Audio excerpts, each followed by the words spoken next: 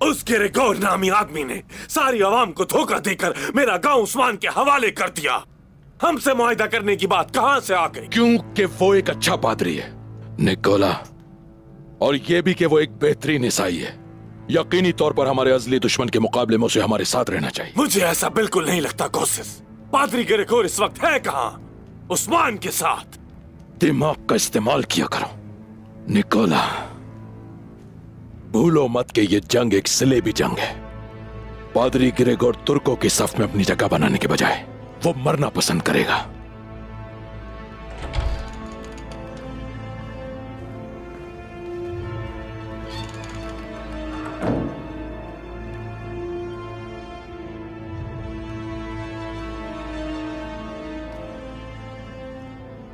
अमानत हासिल नहीं कर पाए जनाब।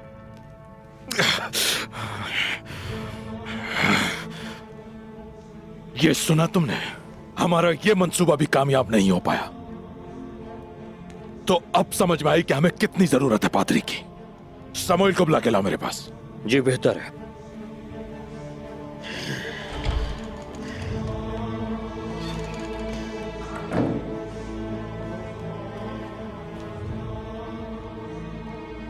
इस बात का यकीन कर लो निकोला, एक बार पादरी ग्रेगोर हमारे साथ शामिल हो गया तो मैं खुद अपने हाथों से उसके सीने को बारूद से भरकर आग लगा दूंगा ताकि जलकर राख हो जाए। ऐसी आग जो कभी ना बुझ पाए।